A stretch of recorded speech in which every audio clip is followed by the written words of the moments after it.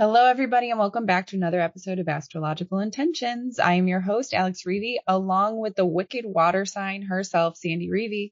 Hi, everybody. Have you seen Wicked? It is episode 333, week of December 9th. Let's get right into it. In the transits, Thursday the 12th, Venus opposing Mars retrograde. Impulsive. Friday the 13th, Mercury retrograde, sextile Venus. Charm in balance. Sunday the 15th, full moon at 23 degrees of Gemini. Get your certificate. And Mercury stations direct 6 degrees of Sagittarius. Woo! Get your diploma. Then on the horizon, we have our astrology forecast, our Mars retrograde webinar just finished up, and our 2025 Mexico retreat.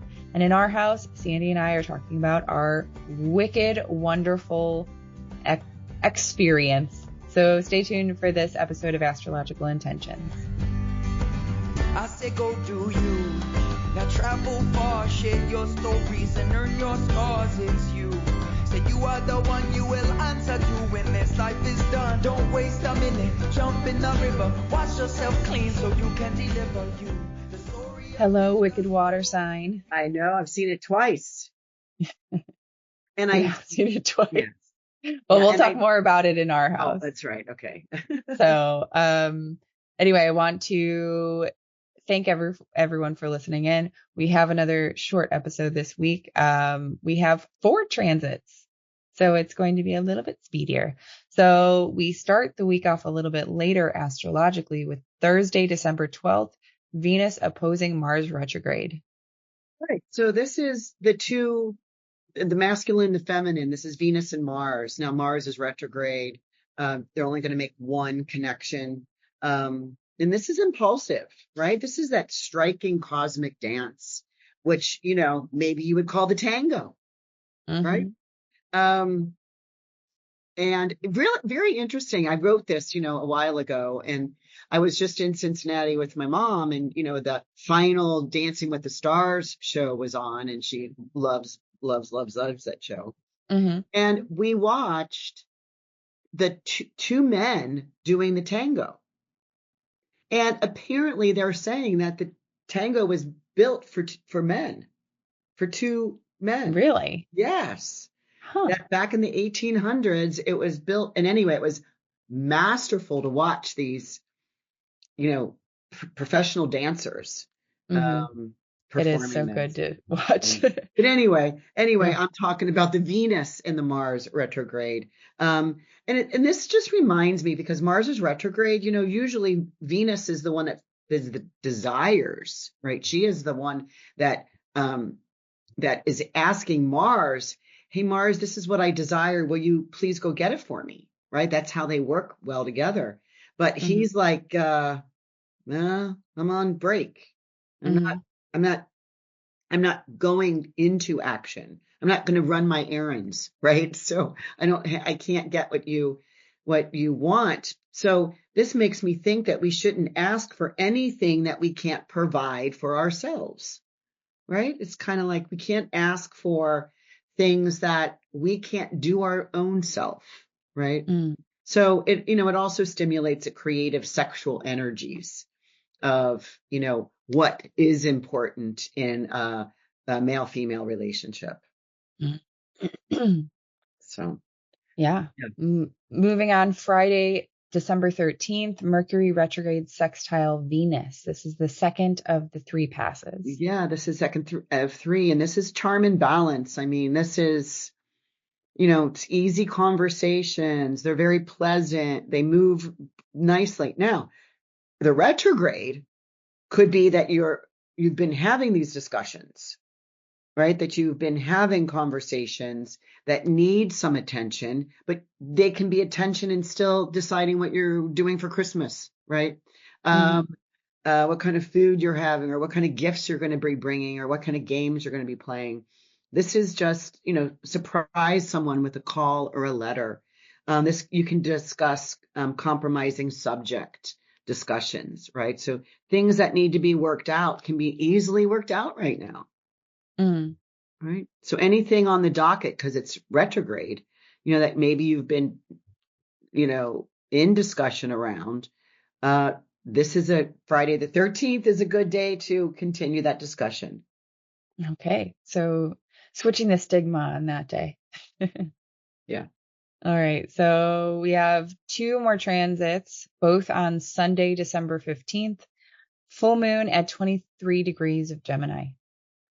Yeah, this is, this full moon, again, full, 23 of Gemini, which means the sun is opposite that. So the sun is in Sagittarius. This happens at 3:02 a.m. Central.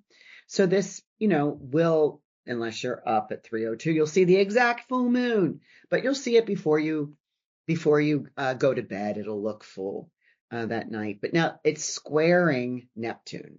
So, it's kind of on a kind of a spiritual level or a belief level. What do you believe to be true?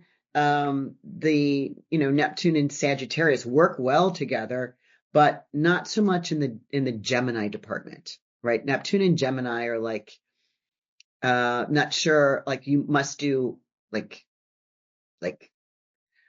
fact checking, right? Because the Gemini area of the chart wants to make sure there's detail orientation and true facts.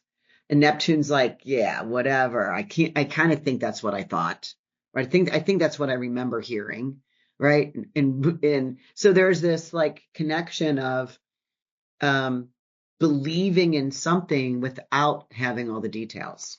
So I call this get your certification because, we've got Jupiter in Gemini. So, from all the study that you've been focused on, and this could have been high wisdom.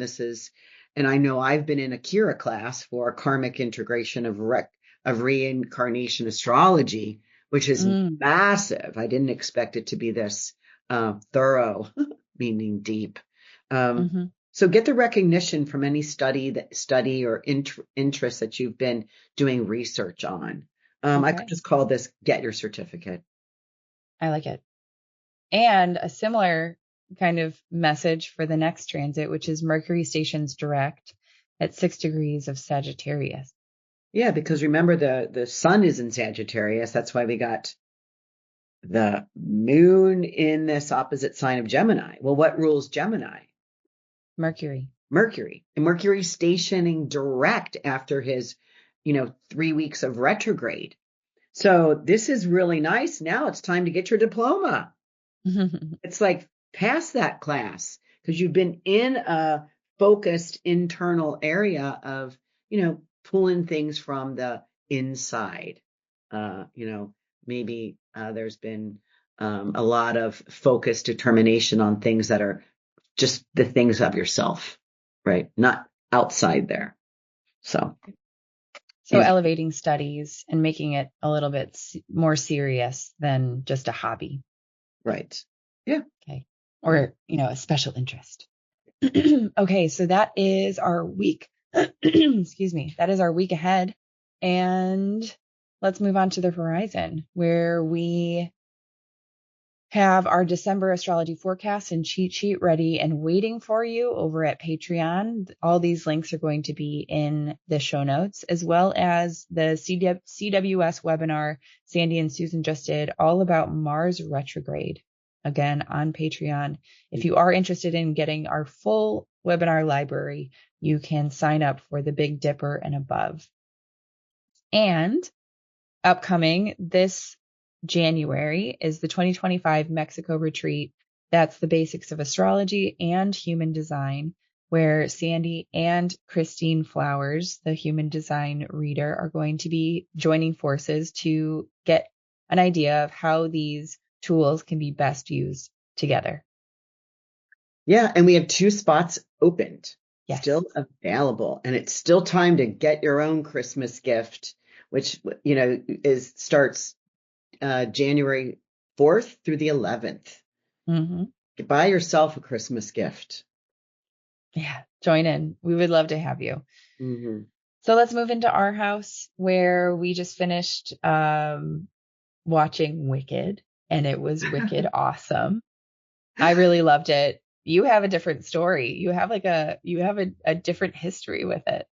Well, it was really interesting because when my mom loves to watch movies, right? Or go to theater or plays and occasionally she won't go by herself. And so oftentimes when I go to Cincinnati to visit, it's like, Mom, what movie have you been listening to or hearing about that you'd like to see? And so I said, Mom, do you want to go to Wicked? And she's like, nah. And I was like, whoa, okay. I was calling my brother. You want to see? Nah. I'm like, wow, okay. Well, I know I'll see it sometime, but And then, your cousin, my nephew, loves it living in LA. Thought it was the best movie ever. Yes. As a celebrity stylist, he likes, he liked all the costumes and the choreography and the music and the whole storyline. In fact, met the director at one of the How crazy movies, was that? right? One of the screenings, one of the 6 or 7 screenings of Wicked in theaters that he went to go see. One time the director was just sitting in the audience, just watching his movie. I think that's pretty cool. Right. And hearing and watching the effects of the audience, right? And then got up and spoke afterwards about some of the scenes. Which, do you want me to tell you one of the scenes that I didn't tell you about last night? Okay, so if somebody doesn't want a spoiler alert, then pause or mute for 15 seconds. Go ahead. Do you remember the scene where they're underwater at that The like party. that dance party, and where she comes with her hat and she walks down and everybody's like, oh, what a stupid hat. Oh my God, what is going on? They're making fun she of does her. that crazy dance. Yes. Well, apparently that was choreographed, but part of that was not. And when she started tearing up and tears were going down her face, the director's like, keep going, keep going. And so that was kind of that whole thing. Part of that was ad-libbed. Oh, interesting. Yeah. Yeah, that's not a crazy spoiler, but but that is a very cool addition to the experience because it was such an emotional part of the film because you just feel kind of like the embarrassment, but also the pride that she had developed over so many years of being outcasted and that release that she got as soon as she was joined and supported. That is pretty cool. Yeah. That was a very cool moment. I mean, there are so many times in this thing that the tears were welling up, but it started, I think that like the most teary-eyed part for me was at the end. But when I went so like my nephew was like me to his grandmother, right? My mom, you got to go. Oh my gosh, it's the best movie ever. And so my mom looks at me and says, okay, do you think we can get tickets? And so we did. We went to a matinee and I was like, it was good. It was good. And then when you said, hey, do you want to go see it? And I said, let me try it with you. And it was so much better. So it was really weird because I knew that my mom really kind of didn't want to go. So I was monitoring her, thinking that, oh, this movie's too long. Like I was more concerned about her, so it took you out of actually experiencing it yourself. That I was like, okay, is this scene over yet? Is this dance thing going to be over soon so that we can go on to the next thing? Because what time is it? That kind of thing. Oh no. Right. Well, yeah. So my best friend is in from out of town and she goes, I'm coming to town and we're going to see Wicked. And so I called you up and was like, hey, you want to come in and join us? And yeah, so it was a great time. And we did kind of laugh because you're like, it was better the second time. And we're just like, wait, what? Nobody says that. Yeah, it was better the second time because I was more aware of my own enjoyment and not monitoring my mom's. But anyway, we get done and she goes, oh my God, that went so fast. I had no idea that was 2 hours and whatever minutes. That went so fast. So anyway, it was just really, interesting on my, sensitivity. I'm sensitive about, oh my gosh. And is she going to like it, or is she want to leave? Right. So Right. anyway. Yeah. Well, I guess good lesson learned of when you are sitting in a movie, you can't focus too much on the person next to you. You really do got to enjoy it yourself. And if they're saying, hey, listen, this is just too terrible, we need to leave, that's when you leave. Well, we But you went don't to have to see, worry about it. she really wanted to see the Bob Marley One Love, right? Oh, When it yeah. was out like a year ago. So I was like, yeah, Mom, let's go. Got tickets, went. And she sat there, not couldn't understand, couldn't clarify the words because they were Jamaican, right? And so the reggae music, even though she loves the music, she kept saying, what are they saying? I don't understand. What are they saying? So I just felt like I was trying to reference the entire movie as a interpreter. Right. So kind of she didn't really like, and there were some things in that where, smoking weed, having an affair, like all those things. I'm like, Which, I mean, speaking of which is Wicked, I was a little bit surprised because we had seen it in theater, not theaters, but live yeah, theater multiple times. And just from really like the orchestra and being able to hear the singers and their amazing abilities, like they're on stage, was incredible. But also being able to then go to the movie and see it even more like on the emotional scale and see a little bit deeper of the story, because I just thought that was a really interesting way. But I feel like I understand a lot more of the story from the movie rather than the theater live version. right. I mean, I just think, I would go see it again, actually, right? But what we were surprised about, we went on a Thursday at 8:00, and there were 9 of us. I was shocked at that. I was shocked because I thought it was just like a showstopper. People were so excited to watch it, and wow, Probably maybe sell out. we got there a few weeks late, but No, it was last week. It opened with Thanksgiving on weekend. On the 22nd. Oh, yeah. The week before Thanksgiving. Okay. Mm-hmm. So still, you couldn't get a ticket, and now Right. you can't find a buyer. Right. Yeah. So it was an absolute wonderful movie. I highly recommended it. And it's only part 1. So there's to be continued. And it is a very beautiful story of persevering, learning to love yourself, and be proud of who you are and your Can I bring talents. up one more thing that you may or may Go not ahead. have noticed?